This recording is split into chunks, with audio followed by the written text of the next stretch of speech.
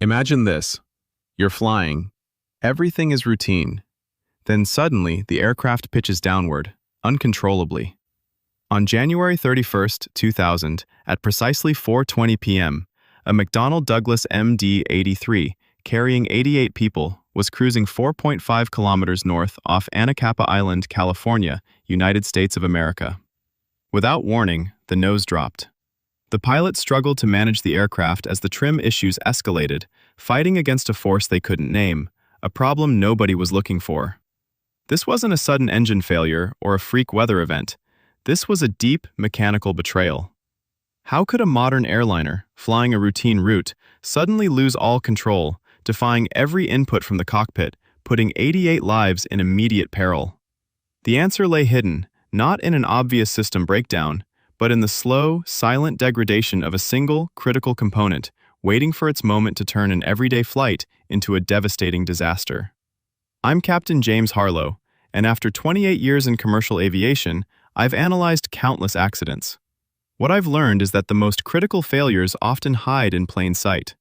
Here, we investigate not just what happened, but why it happened, from the perspective of someone who has sat in that exact seat.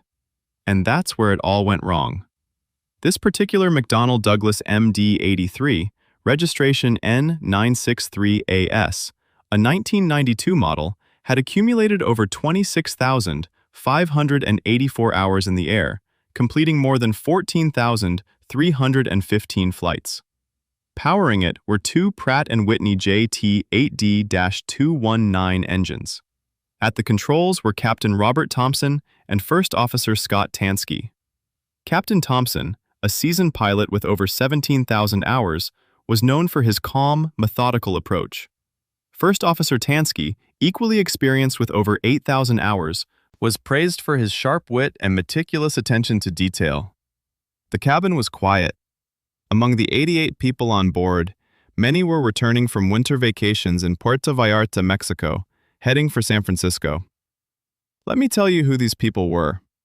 Emily Miller, a 27-year-old aspiring artist, was likely still sketching, perhaps a cloud formation, oblivious to the silent threat slowly intensifying beneath the floorboards of the tail.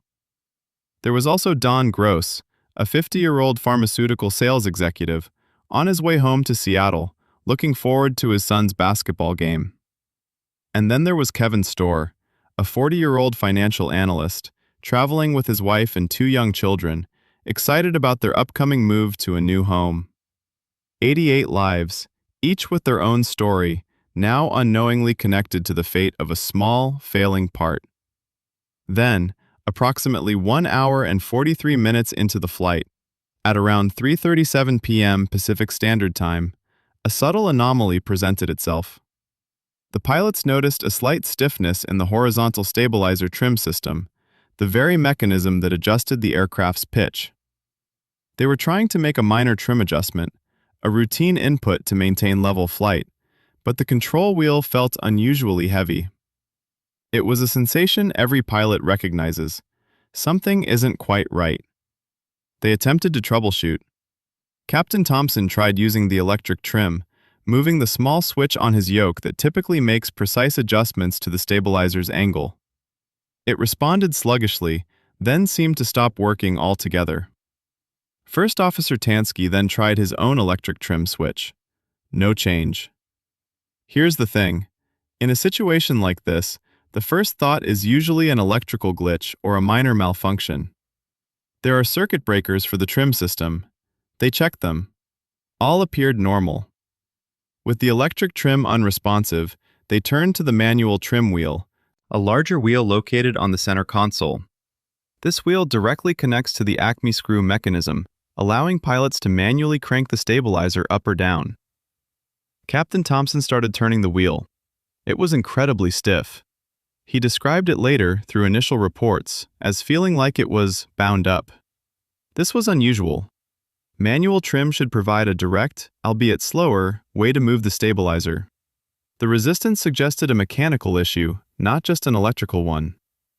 They contacted Alaska Airlines maintenance control on the radio. They described the stiff manual trim, the unresponsive electric trim, and the general difficulty maintaining precise pitch. They were told to try cycling the circuit breakers again and to use the manual trim as much as possible. This was a common procedure for minor trim malfunctions. The pilots were professionals. They followed protocol. They knew the importance of the trim system. They also knew that a fully jammed stabilizer could make landing very challenging, so their immediate goal was to free it up. You have to understand, at this point, the aircraft was still flying. It wasn't diving. It wasn't out of control. It was just a stubborn trim system, an annoyance that demanded their full attention. They discussed diverting to Los Angeles International Airport, a standard precaution when faced with a control issue, even a seemingly minor one. They wanted more runway, more options, and ground support. They were granted clearance and began a slow, controlled descent towards Los Angeles. But here's where the hidden truth of the MD-83's design began to assert itself.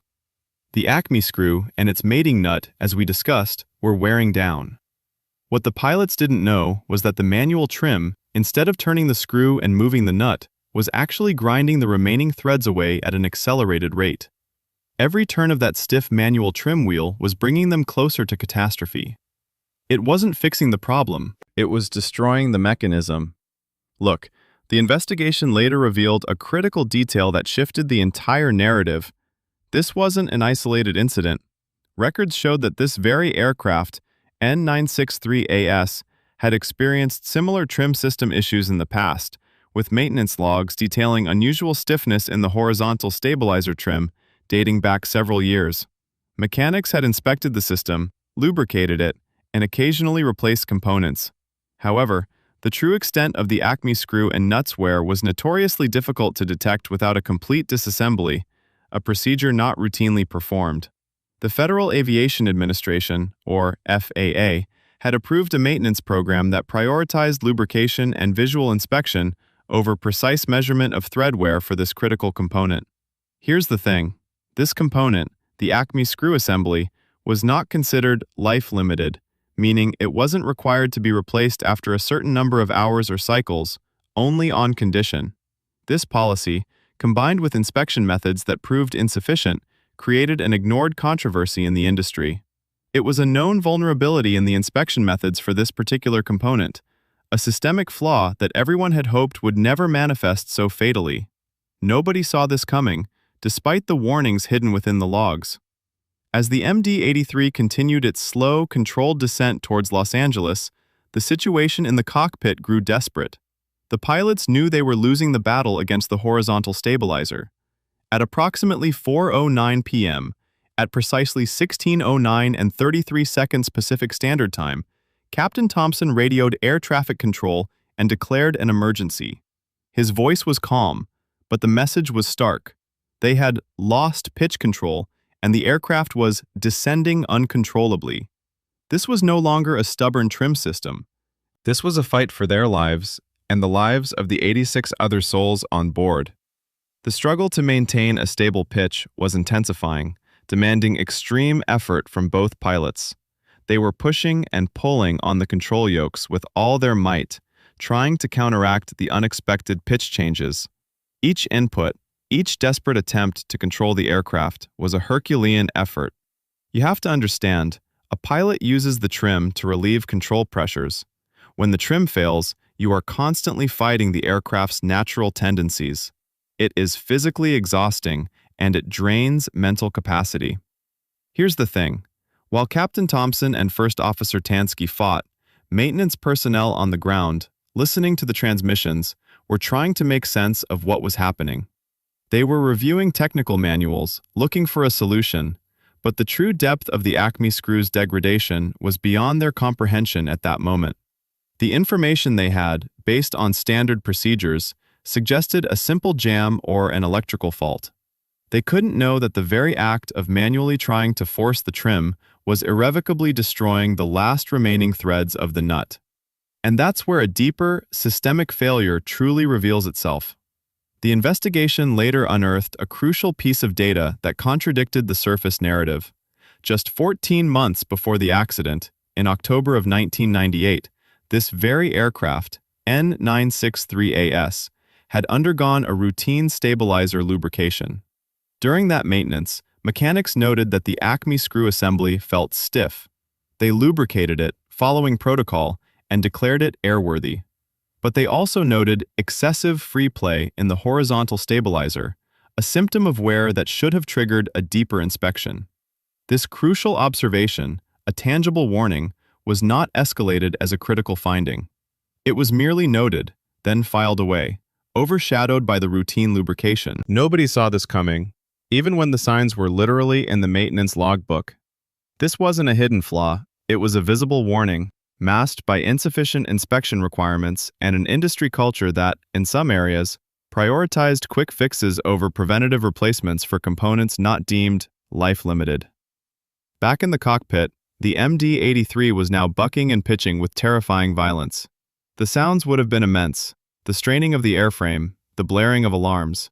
In the cabin, passengers like Emily Miller, the aspiring artist, who might have been sketching moments before, would have been thrown from their seats against their seatbelts. Kevin Storr, the financial analyst, would have instinctively tried to shield his wife and two young children as gravity asserted its brutal control. The aircraft, now descending at a rapid rate, was beyond manual control. Then, at precisely 4:20 p.m., at 16:20 and 1 second Pacific Standard Time, the unimaginable happened. The MD-83 pitched into an uncontrolled dive. This was the exact moment the remaining threads of the Acme nut completely stripped away. The horizontal stabilizer, now entirely free from its attachment point, moved to an extreme nose-down position. The aircraft instantly became a runaway beast. The nose dropped, hard. 16:20:01. We're in a dive. 16:20:03. Severe malfunction. The forces on the aircraft were immense. Passengers were violently thrown against their seatbelts, then upward as the pilots, with a surge of adrenaline and desperation, fought to pull the nose up.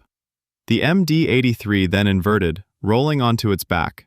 An airliner, flying upside down. Captain Thompson and First Officer Tansky, despite the overwhelming G-forces pressing them into their seats, continued to fight.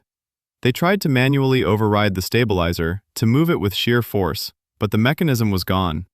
Their inputs had no effect. The aircraft was now inverted, plummeting towards the ocean. The sounds in the cockpit would have been deafening, alarms blaring, the roar of the wind, the straining of the airframe. Don Gross, the pharmaceutical sales executive, would have been acutely aware of the deafening sounds, the chaos around him, as the world outside the window spun into a terrifying blur. 16:20:05. Mayday! Mayday! Mayday! 16:20:07. We are inverted. The MD-83 made a second, desperate attempt to recover, pulling up momentarily before pitching back into another violent dive. This time, the speed built rapidly. The airframe, designed for the stresses of normal flight, was being pushed beyond its limits. The wings began to flex and distort. The cabin would have been pure terror, screams, objects flying, the terrible knowledge that gravity had taken full control. The aircraft was now accelerating towards the water at an astonishing rate, shedding parts as it went. The final seconds were a blur of unimaginable speed and the relentless pull of the Earth. The MD-83 N963AS, traveling at a velocity that tore it apart, plunged into the Pacific Ocean. The impact point, 4.5 kilometers north off Anacapa Island, California. The impact was instantaneous, violent, a complete disintegration. Then, silence. 88 souls, gone. The final seconds beyond its limits. The wings began to flex and distort. The cabin is now a scene of absolute chaos. Screams, objects flying, the terrible knowledge that control is lost. Don Gross, the pharmaceutical sales executive, would have felt the sudden, crushing weight of the dive. Kevin Storr, with his wife and two young children, would have desperately tried to hold them close. Emily Miller, the aspiring artist, would have felt the world outside her window transform into an immense, unforgiving wall of blue-green water. The ocean surface, a deceptively calm expanse, now rushes upward with incredible speed. Inside the cockpit of the MD-83, Captain Thompson and First Officer Tansky are fighting with every ounce of their strength. Their muscles scream as they pull back on the control yokes, trying to wrench the aircraft out of its terminal dive. But the yokes are limp, disconnected from the horizontal stabilizer that should be responding. The airframe groans, a symphony of tortured metal under impossible stress. The instrument panel is a blur of flashing lights and piercing warning tones, but their focus is fixed on the rapidly approaching water. They know. They see it.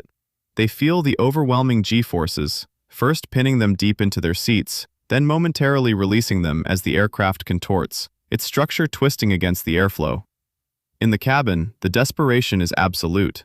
Passengers, already thrown by the violent maneuvers, are now pressed into their seats by the downward acceleration, then lifted slightly as the aircraft attempts a final, futile pull-up. Objects become projectiles, tearing through the confined space. The sound of tearing metal mixes with the desperate screams from inside the cabin. The water is no longer a distant horizon, it is an imminent solid mass. The impact is not a gentle kiss against the surface. It is a violent, instantaneous deceleration from an immense speed, far beyond anything the aircraft was designed to withstand. The forces are beyond what the human body can endure. The MD-83's structure, already compromised by the extreme pitch changes, now meets an immovable object. The metal folds, tears, and disintegrates. Water rushes in, not as a flood, but as an explosive force, pulverizing everything in its path. The world goes black, silent in its final, crushing moment. With the horizontal stabilizer completely detached from its control mechanism, due to the stripped Acme nut and screw, no amount of physical effort from Captain Thompson or First Officer Tansky could have altered the aircraft's trajectory. Here's the thing. Once a primary flight control surface, especially one as critical as pitch control, becomes fully unresponsive because of a mechanical failure of this magnitude, the pilots are left with virtually no options. They were fighting physics itself, attempting to manipulate a system that had, for all intents and purposes, ceased to exist. Their desperate attempts to pull up, to roll out of the inversion, were the ingrained instincts of highly trained professionals facing an impossible situation. But the MD-83 was no longer responding to their commands. It was a metal shell, its control surfaces dictated solely by aerodynamic forces and the relentless pull of gravity, not by the will of the crew. There was no recovery possible from that point. The aircraft was descending at a rate that, according to later NTSB analysis, exceeded 18,000 feet per minute at times. The speed was too high, the control authority entirely absent. You have to understand, at that velocity, without a functioning stabilizer, the aircraft was fundamentally uncontrollable. There was nothing left in their toolkit, no emergency procedure that could have saved Flight 261. The Pacific Ocean surface, briefly churned by the immense force, settled back into a deceptively calm expanse. Within minutes, debris began to surface. Small pieces of fuselage, seat cushions, personal effects scattered across the water. There was no wreckage large enough to float, no sign of survivors.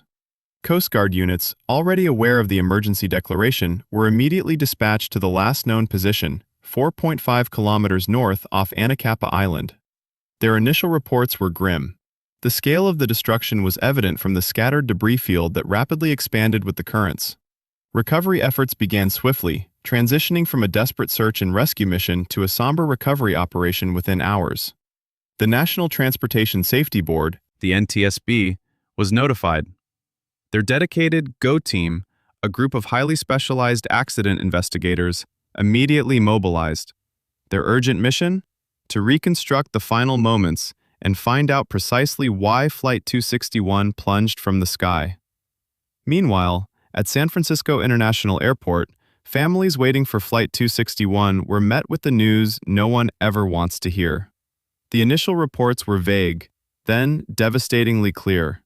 The lives of Don Gross's family, Kevin Stair's wife and children, and the friends and colleagues of Emily Miller were irrevocably changed in that moment. The silence of the ocean off Anacapa Island was profound, but the questions it raised would echo through the aviation community for years to come. Now, let's dissect exactly why Alaska Airlines Flight 261 went down. From an insider's perspective, having reviewed countless NTSB reports, three critical factors converge to explain this tragedy. First, the fundamental design vulnerability. Now, let's dissect exactly why Alaska Airlines Flight 261 went down. From an insider's perspective, having reviewed countless NTSB reports, three critical factors converge to explain this tragedy. You have to understand, these weren't isolated incidents. They were layers of problems that stacked against the crew and passengers, creating an impossible scenario. First, the fundamental design vulnerability of the horizontal stabilizer trim system was the silent killer. Here's the thing. The McDonnell Douglas MD-83's Acme screw and its mating nut were engineered with what was believed to be a robust, dual-thread design. The core concept was simple. If the primary threads wore out, a secondary set would act as a backup, ensuring continued control of the aircraft's pitch. However, the flaw in the design was profound and insidious. Instead of having truly independent wear characteristics, both the primary and secondary threads were susceptible to wearing down simultaneously. And crucially, this wear was invisible. Imagine a complex gear system where both the main gear and its safety backup are made of the exact same material, exposed to the exact same stresses, degrading at precisely the same rate. When the main gear fails, the backup is already compromised, or worse, entirely gone. This meant the inherent redundancy, intended to provide a critical failsafe for pitch control, was systematically undermined by the very mechanism of wear it was supposed to protect against. The pilots had absolutely no way of knowing the system was degrading. No sensor, no warning light, no cockpit indicator was designed to alert them to the slow, grinding destruction of those threads. The design simply did not account for this specific failure mode in a way that would allow for detection or a graceful, manageable degradation that would give the crew time to react. This was not a sudden break. It was a slow, deliberate countdown built into the component itself, waiting for its moment to turn a routine flight into a disaster. Second, the maintenance program and inspection procedures for this vital component were severely inadequate, exacerbated by insufficient regulatory oversight. You have to understand, detecting the critical wear on the Acme screw and its mating nut required a complete disassembly of the entire assembly. Only then could precise measurements of the threads be taken. This comprehensive procedure was not part of the routine maintenance schedule approved by the Federal Aviation Administration, or FAA. Instead, the approved inspections focused heavily on lubrication and superficial visual checks. Look, those methods are simply not sufficient to detect wear on internal threads that are hidden from view. Even when pilots, like Captain Thompson and First Officer Tansky, reported stiffness in the trim system, a clear symptom of internal wear, mechanics, following the FAA-approved protocols, often only lubricated the system. This would temporarily alleviate the symptom, providing a false sense of security, without ever addressing the underlying progressive mechanical failure. The aviation industry, including the FAA and Alaska Airlines itself, missed repeated opportunities to mandate more rigorous inspection methods that could have definitively caught this impending failure. This was not an unknown phenomenon. It was a known vulnerability in the inspection methods for this particular component within engineering circles. The Acme screw assembly was not classified as a life-limited part, meaning it wasn't required to be replaced after a certain number of hours or flights, only on condition. This policy, combined with a reliance on insufficient visual inspections, allowed a systemic flaw to fester, ultimately leading to disaster. Nobody saw this coming, despite the warnings hidden within maintenance logs and the broader engineering community. The system was effectively set up to fail to detect a critical flaw. Third, and most tragically, the crew's professional, protocol-driven actions, though entirely appropriate for a typical trim malfunction, inadvertently accelerated the final, catastrophic failure. When Captain Thompson and First Officer Tansky first experienced the stiff electric trim and then the binding manual trim, they did exactly what any highly trained pilot would do. They tried to free up the system using the manual wheel and by cycling circuit breakers. With what they knew at that moment, based on their training and the information available in the cockpit and from maintenance control, their decision-making made complete sense. The problem is what they didn't know was going to kill everyone on board. Every turn of that manual trim wheel in an already severely compromised system was not freeing a stuck mechanism. It was actively grinding away the last remaining, weakened threads of the Acme nut. Their desperate attempts to fix what they perceived as a stuck trim were, in fact, destroying the last vestiges of pitch control. They were inadvertently bringing about the very catastrophe they were fighting to prevent. They were fighting a ghost they couldn't see, with tools that were unknowingly exacerbating the problem. The irony is profound. Their skill, their adherence to procedure, their determination to save the aircraft, all became factors in its demise. purely because the true nature of the mechanical failure was hidden from them. And that's where it all went wrong. The National Transportation Safety Board's final report, NTSB/AAR-02-01, was unequivocal. The investigation revealed that the catastrophic failure stemmed from the progressive and undetected wear of the Acme screw and its mating nut within the horizontal stabilizer trim system. This degradation occurred over thousands of flight hours, silently destroying the threads of both the primary and secondary systems simultaneously. The design flaw meant that redundancy, a cornerstone of aviation safety, was effectively non-existent for this critical component, as both sets of threads wore down invisibly and at the same rate. This was not a sudden mechanical failure. It was a slow, systemic unraveling that no standard inspection could detect. From the devastating loss of Flight 261, direct and undeniable change was mandated for the entire MD-80 fleet. On February 1, 2001, the Federal Aviation Administration issued Airworthiness Directive 2001-0202. This AD specifically required rigorous, repetitive inspections of the horizontal stabilizer Acme screw and nut assembly on all McDonnell Douglas MD-80 series aircraft. It significantly reduced inspection intervals, mandated detailed torque checks, and stipulated eventual replacement of these assemblies after a defined number of flight hours or cycles. Crucially, it also introduced new, more effective lubrication procedures, acknowledging that previous methods were insufficient. This comprehensive overhaul of maintenance practices, born directly from the tragedy of 88 lives lost, has undoubtedly prevented similar failures. Over the past 2 decades, these stringent new requirements have saved countless lives across the global McDonnell Douglas MD-80 fleet, ensuring this specific failure mode would never again surprise a flight crew. The memory of the 88 people aboard Flight 261 lives on in these vital safety enhancements, a lasting legacy that continues to safeguard every flight. Given the NTSB's unambiguous findings on the undetectable internal wear of the Acme screw assembly and the approved maintenance protocols that proved insufficient for this critical component, do you believe any flight crew, even with reported stiffness in the trim, could have realistically anticipated the catastrophic pitch control loss that unfolded on Flight 261? I'm genuinely curious to hear your expert opinions on this, from your perspective in the cockpit. If you found this analysis insightful, please consider giving this video a like. It's a small action, but it genuinely helps this independent channel reach more aviation enthusiasts who want to understand these complex stories from an insider's perspective. And if you haven't already, subscribe, or even consider becoming a channel member for deeper dives into these investigations. Your support allows me to continue bringing these analyses directly from my perspective in the cockpit. Finally, regarding our discussion about the crew's predicament and the limitations of the system, I'm genuinely curious to hear your expert opinions in the comments below. Let's keep this important conversation going.